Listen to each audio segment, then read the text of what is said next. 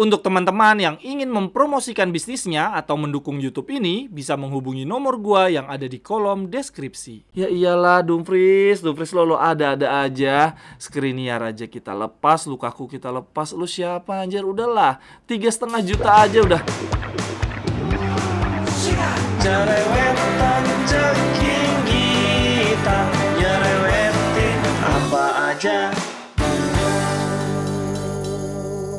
Teman-teman yang sedang kalian saksikan saat ini adalah Cerewetin Inter. Apa kabar teman-teman semua? Semoga dalam keadaan sehat, selamat berakhir pekan. Seperti biasa, gua akan update kabar-kabar menarik dari klub kesayangan kita, Inter.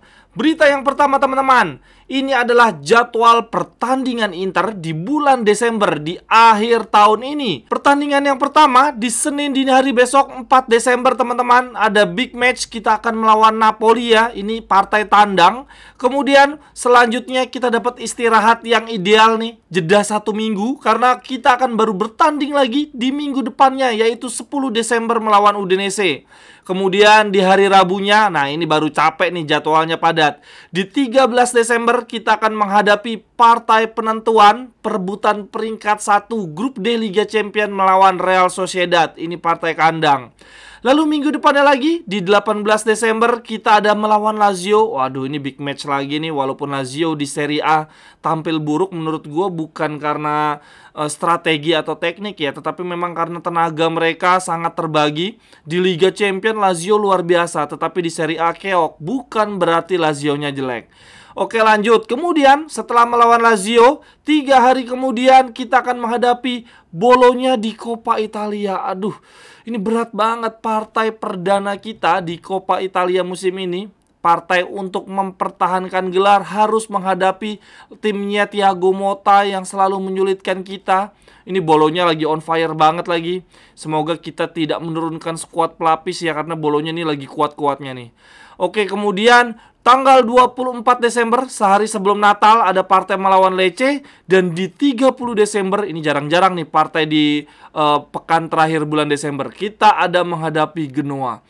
Jadwalnya super duper padat teman-teman. Ini kalau dihitung-hitung ya berarti ada 7 pertandingan di bulan Desember. Gak biasanya nih Serie A pertandingannya full ya di bulan Desember. Biasanya ada libur Natal tahun baru. Ini habis di bulan Desember, di bulan Januarinya, tanggal 7 Januarinya udah ada pertandingan lagi. Gokil banget, bener-bener gak ada istirahat pertengahan tahun ya berarti teman-teman sekarang. Oh iya teman-teman, itu tadi jadwal bulan Desember. Kalau teman-teman ingin tahu jadwal Inter di Serie A selama 2024, silahkan langsung aja beli kalender Inter 2024 yang gua bikin. Teman-teman, sama seperti tahun lalu, di tahun ini gue bikin kalender yang kali ini adalah kalender 2024 dengan tema Inter. Ini tema bukan sembarang tema ya, bukan cuman ada foto-foto pemain Internya nih, tetapi ada jadwal Serie A Inter di 2024. Ini gue kasih tanda nih, ini nggak kelihatan kali ya kalau di kamera, ntar gue kasih gambar yang lebih zoom. Ini gue kasih tanda di jadwal pertandingan Inter. Contoh, di bulan Maret, tanggal 3 ada logo Genoa, tulisannya H. Itu berarti di tanggal 3 Maret kita akan melawan Genoa di kandang sendiri, home. Kemudian 10 Maret, away melawan Bologna. Ada logonya nih, keren banget. Lalu di bulan Februari contohnya, di tanggal 11 kita akan melawan Roma. Ini ada logo Roma, ada tulisan away-nya. Gokil banget. Ini adalah kalender meja. Dan bukan cuma ada kalender meja, gue juga ada kalender dinding yang jauh lebih besar, gokil, lebih enak lagi ngelihatnya. Tuh, mantap banget. 7 Januari, home Verona, ada logo Veronanya. Untuk harga kalender meja dengan kalender dinding sama ya, sama-sama 75.000. Tetapi kalau beli dua bukan 150.000, 125.000. Lebih hemat. Belinya di mana? Bisa beli di Tokopedia dan ada di Shopee. Linknya ada di kolom deskripsi. Terima kasih teman-teman.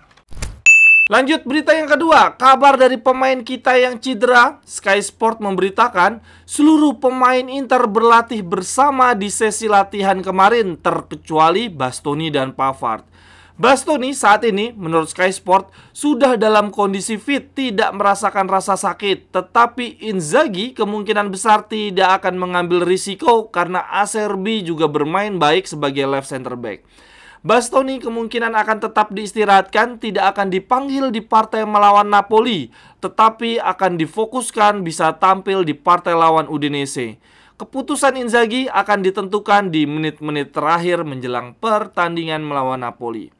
Oh ya teman-teman, ngomong-ngomong pertandingan lawan Napoli, gue bikin giveaway lagi berhadiah parfum yang disponsori oleh RMNC Parfum. Caranya mudah banget dengan menebak skor akhir Napoli versus Inter. Caranya bagaimana? Silahkan langsung aja lihat di Instagram gue atau cek di kolom deskripsi. Sementara itu pemain lainnya yang dalam kondisi cedera, Pavard sudah ada perkembangan baik. Tetapi menurut Sky Sport, Pavard tetap membutuhkan waktu 15 hari untuk bisa kembali merumput. Aduh, masih lama banget. Kayaknya sih ini mungkin baru main di pekan terakhir di bulan Desember ya teman-teman. Lanjut, berita yang ketiga dari media namanya Sore 24 Ore. Gua nggak tahu nih gimana cara bacanya. Sore 24 Ore. Di sini diberitakan begini teman-teman. PIF yang dianggap sebagai kendaraan pemerintah dalam mengelola klub-klub Saudi, selain telah mendatangkan banyak pemain bintang internasional untuk bermain di Liga Saudi hingga ratusan juta dolar, juga telah membeli klub Inggris seperti Newcastle di Liga Premier. Tetapi proyek ini tidak berhenti sampai di situ. Mereka masih ingin menciptakan jaringan di klub-klub besar yang saat ini aktif di Liga Utama Eropa. Baru-baru ini PIF sebenarnya telah memeriksa dokumen pembelian Inter, namun sampai saat ini belum ada keputusan. Wow, menarik juga teman-teman. Gue pikir dengan diperpanjangnya kontrak Marotta, Ausilio dan Bacin itu berarti Zhang akan ada jangka panjang ya, setidaknya sampai 2027. Tapi ternyata berita pembelian Inter masih banyak bermunculan juga. Lanjut berita yang keempat teman-teman. Wah, ini kabar menarik dari Yann Sommer yang ternyata menurut dua website ya, dua lembaga, WhoScored dan Opta France, dianggap sebagai kiper yang paling banyak melakukan penyelamatan. Persentasenya menurut WhoScored, Yann Sommer paling tinggi ya di antara kiper-kiper Liga Champions yang lain, yaitu 88,9% penyelamatan telah dilakukan di Liga Champions. Gokil. Peringkat 2 ada Gregor Kobel, 82,4, jauh banget nih persentasenya.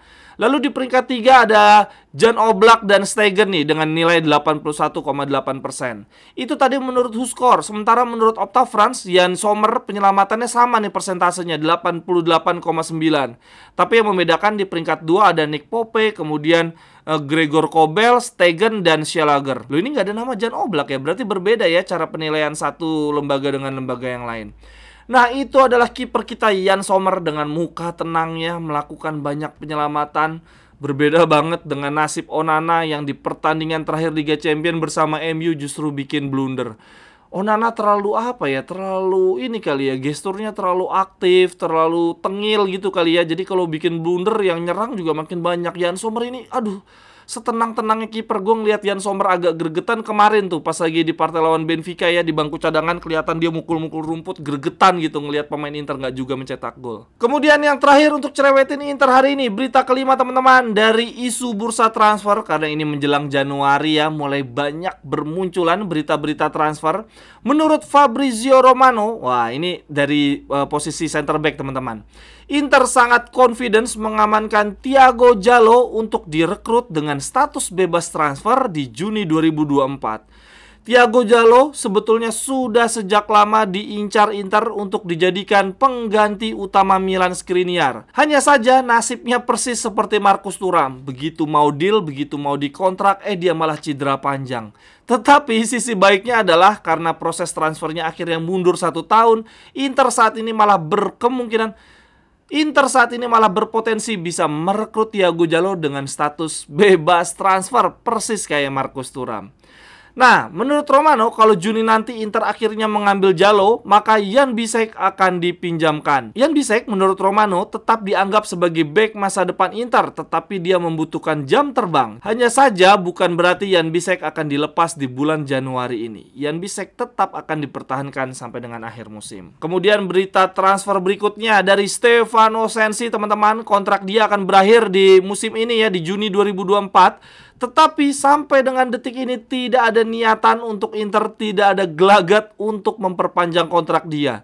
Di sisi lain, Inter juga sama sekali tidak mendapatkan penawaran dari klub lain. Jadi teman-teman, kemungkinan besar Sensi akan menghabiskan karir tahun terakhirnya di Inter sampai dengan akhir musim ini. Ya sudah teman-teman, silahkan nikmati masa-masa terakhir Sensi di Inter. Kemudian isu transfer berikutnya ada dari Mahdi Taremi teman-teman. Menurut Romano, Inter menganggap Taremi sebagai pemain yang sangat tepat, perfect player for Inzaghi ball. Tetapi permasalahannya, Porto tidak akan membiarkan Taremi pergi begitu saja, pergi cuma-cuma. Sementara dari sisi Inter juga sama sekali tidak berpikir untuk berinvestasi sepeser pun ke pemain di usia 30 plus.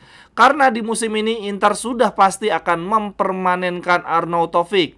Inter tidak akan lagi membuang-buang uang. Waduh, ini kejam banget istilah yang dibuat ya. Selain itu, Romano juga menegaskan bahwa manajemen Inter sangat puas dengan penampilan Alexis Sanchez dan Arnautovic di partai melawan Benfica. Dan berharap kedua pemain itu bisa terus bugar dan meningkatkan performanya. Sehingga Inzaghi akan selalu mendapatkan 4 alternatif striker di setiap pertandingannya. Amin, amin banget. Yang terakhir teman-teman, berita dari pemain kesayangan kita semua, Denzel Super Dumfries, yang penampilannya kembali ke setelan pabrik. Gue menduga itu karena kelelahan. Tetapi ada satu faktor juga teman-teman. Sepertinya karena dia fokusnya terganggu karena Inter saat ini sedang ada proses perpanjangan kontrak dengan Dumfries ya. Semenjak ada isu perpanjangan kontrak, penampilannya jadi menurun lagi. Di sini dikatakan Inter berniat memperpanjang kontrak Dumfries tetapi hanya dengan gaji 3,5 juta per tahun. Sementara Dumfries minta di angka 4,5 juta. Dumfries lo baru main bagus sekarang aja udah mintanya aneh-aneh aja. Di sini dikatakan bahwa masih ada kemungkinan Inter bersedia bertemu di angka tengah 4 juta. Tetapi tidak menutup kemungkinan juga Inter akan menjual Dumfries dan mencari wingback yang baru. Bagi Inter, Dumfries bukanlah pemain yang tidak tergantikan.